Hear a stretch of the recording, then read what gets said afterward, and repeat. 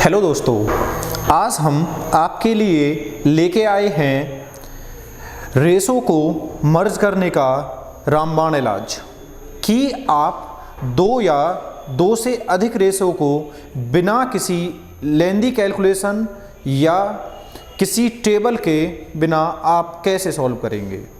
तो सबसे पहले देखते हैं कि रेशो क्या होगा आपका। तो मान लो आपका कोई दो संख्या है a और b, उनका अनुपात आपको दे रखा है 2:3। a और b दिया है, उनका अनुपात है 2:3। इसका मतलब मैं कह सकता हूं a का मान 2 है, b का मान है 3। a आगे लिखा है तो a का मान 2 हुआ, b लिखा है पीछे तो b का मान 3 हुआ। और आपको इस अनुपात को किसी दूसरे अनुपात b अनुपात c के साथ मिलाना है और जिसका वैल्यू मान सकते हैं हम 4:5। तो अगर आपको इसे मिला करके a अनुपात b अनुपात c बताना है, a ratio b ratio c बताना है, तो आप कैसे निकालेंगे। सबसे पहला काम आपका होना चाहिए कि यहां पर इक्वल एलिमेंट बराबर नाम या संख्या क्या है। तो जो बराबर चीजें हैं यहां पर है b। तो मेरे भाई अगर b बराबर है तो b की वैल्यू भी होनी चाहिए बराबर, लेकिन यहां पर b की वैल्यू 3 है, यहां पर b की वैल्यू है 4। तो अब आप इसे मिलाएंगे कुछ इस तरीके से। तो मेरे भाई जो वैल्यू बराबर होनी चाहिए थी उनकी गुणा आप करेंगे आपस में, 4 या 12। उसके बाद आप जाएंगे क्रॉस मल्टीप्लिकेशन पे, मतलब ऊपर का मल्टीप्लाई नीचे, 4 का गुणा ऊपर करेंगे जो एक ही तरफ गुणा हो रहा है, तो 4 दूनी 8। 3 का गुणा नीचे की तरफ होगा, 3 पंजे 15 और c की तरफ गुणा हुआ है इसलिए c का मान होगा। तो a अनुपात b अनुपात c होंगे 8:12:15। गाइस एक और रेशो देख लेते हैं दोस्तों। a रेशो b आपको दिया है 3:5, 3:5 दिया है भाई, और a अनुपात c ही दिया है आपको 2:7। तो मेरे भाई अब आपको निकालना है a अनुपात b अनुपात c क्या होगा। तो अब यहां पर आप देख रहे हैं इक्वल क्या है, यहां पर क्या चीज आपको समान दी गई है। तो यहां पर जो आपके सामने समान है वो है a समान है। तो अब आप a का करेंगे मल्टीप्लाई, या a की वैल्यू क्या है 3 और 2। तो जो वैल्यू समान होती हैं आप उनका मल्टीप्लाई करेंगे आपस में। a की वैल्यू समान होनी चाहिए, तो 3 दूनी 6। उसके बाद आप करेंगे क्रॉस मल्टीप्लाई, मतलब नीचे का गुणा ऊपर, ऊपर का गुणा नीचे। तो मेरे भाई जब आप इसका गुणा नीचे करेंगे तो क्या आप बताएंगे किसकी तरफ कर रहे हो। जनाब a से गुणा हुआ है c की तरफ, तो ये वैल्यू लिखी जाएगी c की, 7 या 21।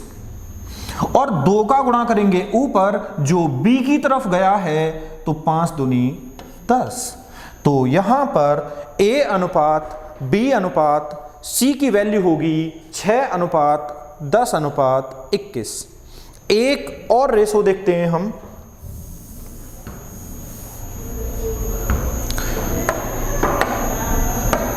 मेरे भाई आपको एक और रेशो दिया है, a ratio c is equal to 2:5, b ratio c equal to 3:4। तो मेरे भाई अब आपको यहां से a अनुपात b अनुपात c की वैल्यू बतानी है। तो सबसे पहले वही काम, सेम प्रोसेस रहेगा। इक्वल क्या है, समान क्या है, इसमें आपका a नहीं है, बी नहीं है। दोनों अनुपातों को जोड़ने के लिए एक वैल्यू चाहिए आपको जो उनको कनेक्ट कर सके। मेरे भाई क्या मिला? सी समान है तो सी की वैल्यू भी समान होनी चाहिए थी, लेकिन यहां पर अलग अलग हैं। तो भाई साहब जो वैल्यू समान होनी चाहिए थी आप उनका करेंगे गुणा एक साथ। जब आप एक साथ गुणा करने जा रहे हो तो आएगा गुणा 5 चौक 20।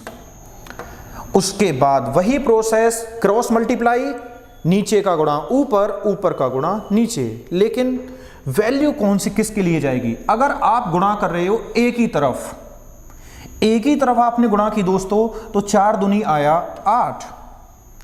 बी की तरफ आप गुणा करते हो तो आया 5 तिया 15। तो यहां से ए अनुपात बी अनुपात सी होगा 8 अनुपात 15 अनुपात 17। तो मेरे भाई आपने देखा कि आप किस प्रकार दो अनुपातों को एक साथ जोड़ रहे हैं, कैसे कंपाउंड रेशो बना रहे हैं। तो जनाब आइए देखते हैं, 2 से ज्यादा अनुपात हो जाएं तो आप क्या करेंगे।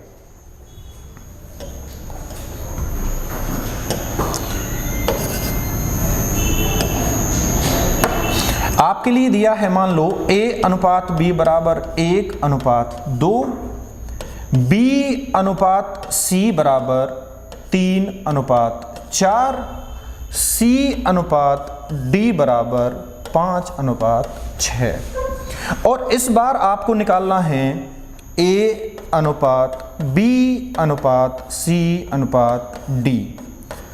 तो मेरे भाई इसका एक टेबल मेथड होता है जिसमें टेबल बनाने में हमें टाइम लग सकता है, तो क्यों ना हम इसे बिना टेबल के हेल्प करें। तो भाई यहां पर ये बताइए कि आपको a अनुपात b अनुपात c अनुपात d निकालना है। तो पहले बात करेंगे हम a और d की। तो जनाब जब आप a और d निकालेंगे तो इनके लिए आप बिल्कुल सीधी मल्टीप्लाई करेंगे, ये वैल्यू रहेगी a के लिए। तो 5 तिया 15 एकन 15। अब बात करते हैं d की वैल्यू के लिए। d की वैल्यू के लिए भी आप सीधे मल्टीप्लाई करेंगे लास्ट वाली डिजिट्स का, अंतिम अंकों का, अंतिम संख्या का गुणा करेंगे। 2 चौक 8 चौक 6 48। तो a का मान तो मिला मुझे 15 और d का मान मिला मुझे 48। अब बात करते हैं b और c की। मेरे भाई यहां पर b समान है, ये रहा b, जो दो समान होने चाहिए। तो b की मल्टीप्लाई होगी आपस में और यही मल्टीप्लाई आ जाएगी नीचे की तरफ। तो 2 तिया 6 पंजे 30। तो b की वैल्यू हो जाएगी यहां पर 30। अब बात करते हैं कुछ c की। तो जनाब ये रहा c, बराबर होनी चाहिए c की वैल्यू। तो जब c की वैल्यू बराबर होनी चाहिए तो 5 चौक 20, ये मल्टीप्लाई ऊपर की तरफ निकल जाएगी।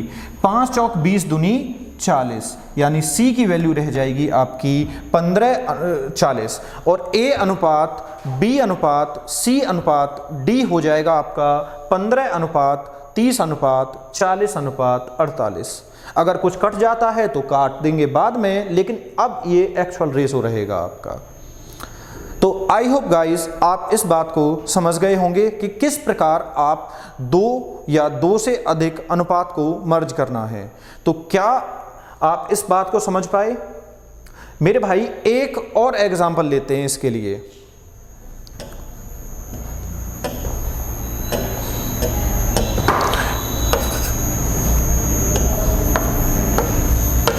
a अनुपात b, b अनुपात c, c अनुपात d और मान लीजिए इस बार दे दे d अनुपात e।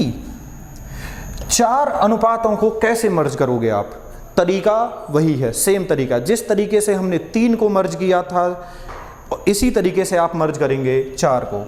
कोई भी वैल्यू मान सकते हो, 2 अनुपात 3, 1 अनुपात 2, 4 अनुपात 5, 3:4। तो ये हो गई आपकी वैल्यूज़। अब यहाँ से निकालना है आपको A अनुपात B अनुपात C अनुपात D अनुपात E। तो मेरे भाई जब आप इन चारों अनुपातों को, पांचों अनुपातों को निकालोगे तो किस तरीके से निकालोगे? A और E ऐसे एलिमेंट हैं जो एक एक बार आए हैं, 2 बार B आया है, 2 बार C आया है और 2 ही बार D आया है। तो सबसे पहले A और E को निकालने के लिए आप सीधे सीधे मल्टीप्लाई करेंगे। तो A की वैल्यू रहेगी 4 दूनी 8 तिया 24 और E की वैल्यू रहेगी 3 दूनी 6 पंजे 30 चौका 120। मेरे भाई आगे देखते हैं वैल्यू B की। जनाब V की वैल्यू जो बराबर है उनका आपस में गुणा और ये गुणा आ जाएगा अब नीचे की तरफ। 3 एकम 3 चौक 12 36। तो B की वैल्यू रही यहां पर 36। मेरे भाई अब यहां पर आप देख रहे हो C बराबर है।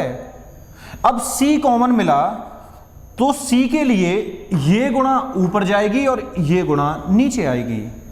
तो 4 दूनी 8, 8 तिया 24 और 24 तिया 72।